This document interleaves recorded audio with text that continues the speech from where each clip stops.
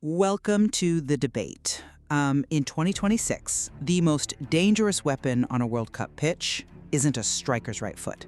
It's a server rack, Absolutely. I mean, it's kind of wild to think about. right? Lenovo's Football AI Pro is currently tracking like 2,000 unique metrics every single second of every match. And it is quietly answering the most profound structural question in the sport today. Does giving everyone perfect data finally allow David to beat Goliath, or does it just hand Goliath a sniper rifle? And that is exactly what we're digging into. Exactly, because I look at this landscape and I see the ultimate equalizer. I represent the view that by handing all 48 teams the exact same world-class generative AI tools, we are finally neutralizing the historic financial advantages of wealthy federations. Well, I look at the exact same data and see a totally different reality. And that's the side I'll be arguing. The raw data might be universally accessible right now, yes, but the application of that data, how it's actually used for predictive scouting, talent acquisition, and mid-game execution, is going to allow the footballing giants to extract value from smaller teams faster and more efficiently than at any point in history. Okay, let's start with the baseline of what is actually happening on the ground at this World Cup in the US, Mexico, and Canada. Historically, tactical preparation was inherently tiered by wealth. Oh, entirely. If you were a massive federation, you had the budget to hire a specialized 20-person analytics department. They sat in dark rooms, coding match footage by hand, tracking opponent movements, identifying pressing triggers. Right, the financial barrier to entry for elite analysis was incredibly high. It was massive. And if you were a smaller nation, you had maybe one or two video coordinators doing their absolute best with standard broadcast tape. But look at what the organizing bodies have done for this tournament. Every single one of the 48 participating teams has been handed a customized AI model. Which tracks basically everything. Right. This system automatically tracks pressing intensity. It maps out sprint distances, defensive shapes, and the exact transition dynamics between attack and defense. It is roughly the equivalent of giving every chess player in a major tournament simultaneous access to a grandmaster-level supercomputer. I hear the chess supercomputer analogy, but The advantage is no longer about who has the biggest budget to pay data scientists, though. The advantage moves entirely to the touchline. It becomes a test of who possesses the most strategic ingenuity to actually use the insights. We are testing pure tactical intellect, completely unbound by financial limitations. like I said, I hear the chess analogy, but football isn't played on a static board with identical pieces. I come at it from a completely different way. You're focusing on the fact that the baseline data has been democratized for a few weeks during a tournament. Because it has been. Sure, but I'm looking at the permanent structural reality of the sport, and AI is actually accelerating the divide. Think about the computer vision and predictive AI tools deployed for player recruitment. This is essentially a high-frequency trading algorithm applied to human beings. Wait, high-frequency trading? How so? Yeah. On Wall Street, an algorithm spots a tiny market inefficiency and exploits it milliseconds before anyone else can react. The wealthy clubs are doing the exact same thing with performance projection models. The AI allows these massive clubs to discover hidden talent in lower leagues using consistent, mathematically verified metrics, and crucially, to sign them before their transfer value explodes. I mean, that's just smart scouting. But I don't see this as a leveled playing field. I see it as a physical and technical development 5 to 10 years out with remarkable accuracy. Smaller markets don't become competitors. They just become incredibly efficient, highly visible feeder systems. Okay, you're jumping straight to the global transfer market, but I want to keep us grounded in the immediate tactical reality of these matches first, because the mechanics of how this tech levels the field are just fascinating. Let's look at the 3D avatars. FIFA has implemented special scanning equipment to generate digital twins for all 1,248 World Cup participants. Right, the camera set up under the stadium roofs. Exactly. We're talking about 12 dedicated optical tracking cameras.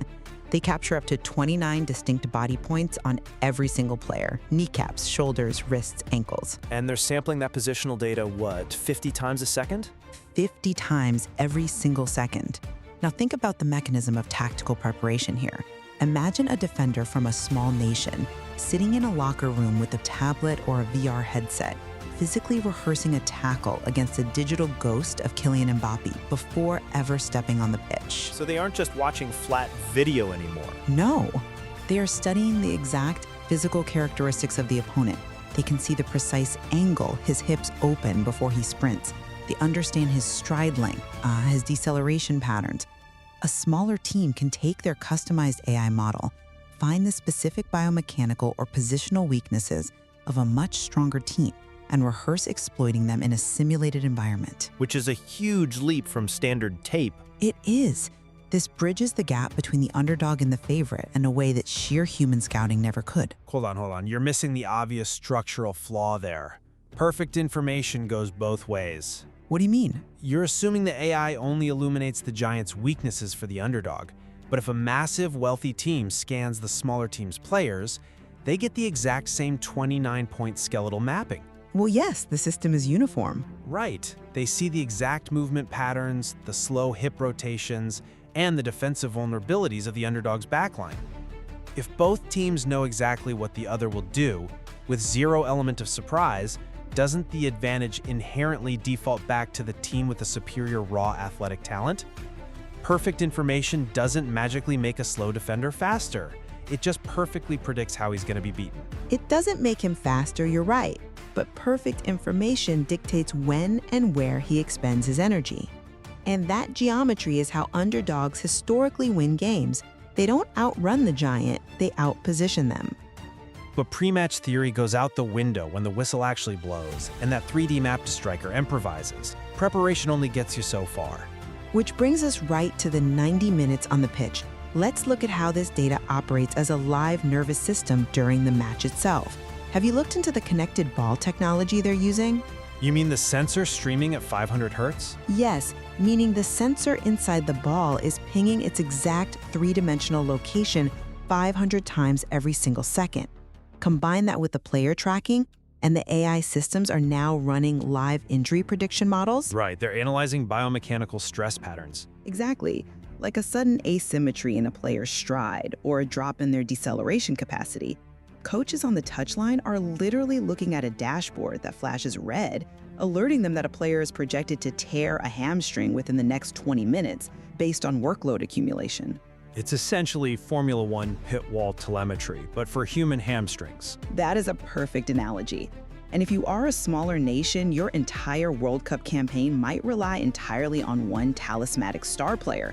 The ability for that manager to receive a preemptive alert on their tablet and make a substitution before a tournament-ending injury, that's a massive competitive lifeline. Furthermore, you have real-time metrics being fed to the touchline. Take expected goals, or XG. Right, which calculates the mathematical probability of a shot going in from a specific spot on the pitch, based on thousands of historical examples.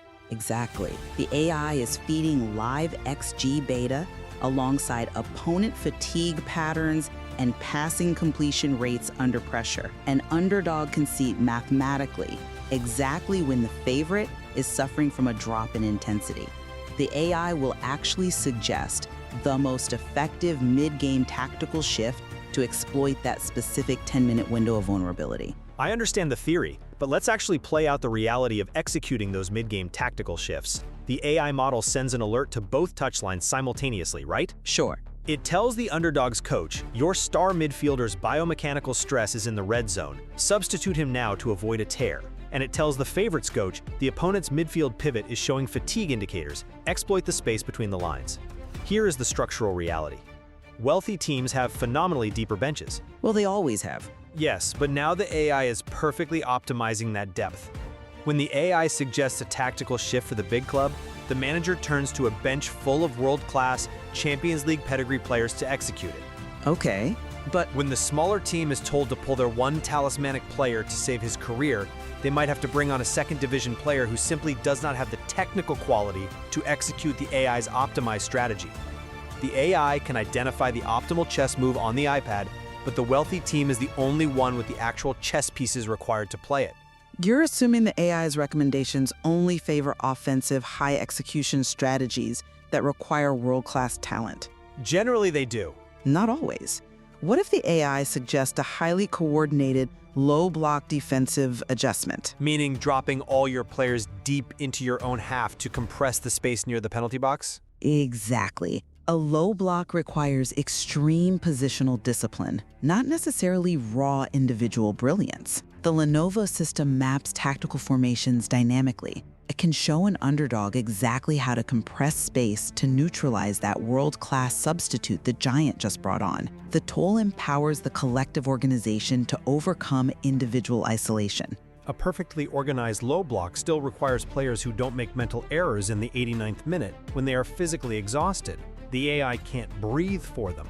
Fair point, but let's zoom out from the pressure cooker of a World Cup match and look at the broader, permanent impact on the global scouting ecosystem. Because I believe this is where the democratization truly cements itself for smaller clubs worldwide. Have you seen the rollout of the automated AI cameras in regional leagues? The ones operating without human cameramen? Right. They automatically track the ball and all 22 players. They auto-adjust the zoom, they frame the action perfectly, and they use stabilization software to remove motion blur. This means matches in tiny stadiums or lower-profile youth fixtures, games that would never have justified the cost of a professional film crew, are now receiving broadcast-grade coverage. And crucially generating millions of new data points. Precisely. This automated system gives unprecedented visibility to talent that would otherwise remain completely hidden in the dark. A 16-year-old playing in a regional league in South America or Eastern Europe now has a professional-grade, mathematically verified portfolio of their metrics. Like progressive carries? Right. We can see exactly how many times they successfully run the ball 10 yards or more toward the opponent's goal. It's not just a scout's opinion anymore. It's a verified database. It provides players from smaller markets a direct, undeniable pathway to elite football, entirely shattering the geographical and financial barriers of traditional human scouting networks. Wait. I completely agree with your premise on the mechanism. The automated highlight generation, the democratization of filming it is an incredible data gathering apparatus. But you have to ask yourself, who actually benefits from that data? The player and the smaller club that develops them. I just don't buy that, because these systems feed directly into global performance projection models. Before this tech, wealthy clubs had to spend millions deploying armies of human scouts. They had to risk capital on flights, hotels. And they dealt with massive human error. Right. A scout might miss a game because of rain or let personal bias cloud their judgment. Now, the giant clubs don't have to do any of that. They can simply sit in an office in London, Madrid, or Munich, use these algorithms to scan a global database, identify that 16-year-old with elite progressive carry metrics, run a comparative analysis against established stars, and poach them instantly.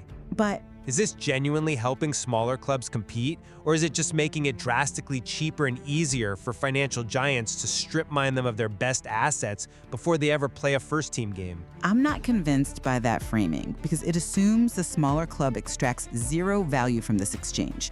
You're ignoring the leverage this creates. If the AI data definitively proves a youth player has elite metrics, the smaller club now has objective, undeniable leverage in the transfer market. But they still have to sell. Yes, but on their terms. Historically, a massive club scout could intentionally downplay a player's talent during negotiations to drive down the price, relying on the fact that no one else had footage of the kid. It was an information monopoly. Okay, that's true. Now, the player's metrics, their expected goals, their acceleration zones, their fatigue recovery rates, they're indisputable facts available to multiple bidders. The smaller club can demand a premium fee precisely because the AI confirms the player's future trajectory. It turns a highly subjective negotiation into an objective valuation. It establishes a price floor that protects the smaller club from being shortchanged. Having objective data does create a theoretical price floor, sure. I'll give you that. But the entire value proposition of the AI for the giant club is finding the asset while it is still cheap. The source material explicitly points this out. The advantage for the acquiring club is discovering promising players years earlier than traditional scouting methods allowed, signing them before their value explodes. But they're paying more than they would have in the past. even if the smaller club gets a slightly better transfer fee than they would have in 2010. They are still fundamentally operating as a highly optimized farm system. They are never retaining the player long enough to actually challenge the giants on the pitch. The hierarchy remains perfectly intact. It's just functioning with zero friction now. But that hierarchy is exactly what the 2026 World Cup is testing, and why international football is the ultimate proving ground for this tech. In club football, yes, players are bought and sold. The giants can hoard talent. But in international football, you cannot buy a player. The talent pool of a nation is fixed by its borders. Now that is a crucial distinction. It changes the entire paradigm. A nation with a fraction of the GDP of a European powerhouse now has the exact same Lenovo AI assistant parsing those hundreds of millions of data points. They can generate text explanations, tactical charts, and 3D visualizations of their opponent's vulnerabilities. In a knockout tournament where the talent is fixed, equipping the underdog with perfect tactical insight absolutely narrows the gap. It allows a smaller nation to punch significantly above its weight class because their touchline decision-making is now operating at a world-class level. Look, in the vacuum of a national team tournament, the democratization of the analysis tool is certainly more potent. When the transfer market is completely removed from the equation, tactical parity becomes much more visible. However, I still maintain that when the whistle blows, an algorithm doesn't kick the ball. No, it doesn't. It can tell a referee exactly where the offside violation occurred. And frankly, the referee earpiece feedback getting real-time audio cues like offside or tight based on those 29 tracked body points is brilliant. Eliminating debacles like the 1986 Hand of God through objective tracking is a monumental victory for the sport's integrity. It ensures absolute fairness in the application of the rules. But, and this is key, fairness in the application of rules is not the same as parity in competition. The AI highlights the tactical reality. It does not rewrite the physical reality of who is faster, stronger, and more technically gifted. I think we are arriving at a profound realization here, regardless of which side of the divide you fall on. Whether we view this technology as the ultimate equalizer for the underdog or the ultimate optimization tool for the elite, the 2026 World Cup proves that we have fundamentally crossed a threshold. Well, there is absolutely no going back. None. The era of relying purely on human intuition, whether we're talking about a referee's judgment call, a manager's tactical gut feeling, or a scout's subjective eye for talent, has been permanently replaced. Ignorance of data is no longer survivable at the elite level. Every single touch, pass, sprint, and tackle is being quantified, analyzed, and leveraged. We definitely converge on that point. The foundational infrastructure of modern football has shifted permanently. The 2022 tournament in Qatar gave us a glimpse with semi-automated offsides, but 2026 is the quantum leap. It's no longer an experimental novelty, it is the core engine defining the future of the sport. We are looking at a system that not only analyzes the present, but effectively predicts the future, from a teenager's career trajectory in a regional league to the exact moment a superstar's hamstring might tear on the biggest stage. That is a permanent paradigm shift. It is. And as we wrap up our discussion, it leaves us reflecting on the true paradox of perfect information in sports. The technology does not replace human skill, but it completely reshapes the environment in which that skill is deployed. We have to ask ourselves, will viewing the beautiful game through the lens of 2,000 algorithmic metrics ultimately result in a more diverse array of champions who outsmarted the giants? Or will it simply create a more perfectly optimized hierarchy where the wealthy make absolutely no mistakes? It's a question that will be answered on the pitch, one data point at a time. Perhaps the poetry has just been translated into a language of geometry, biometrics, and predictive modeling, waiting for a new generation of tactical artists to write the next verse. Thank you for joining us on The Debate.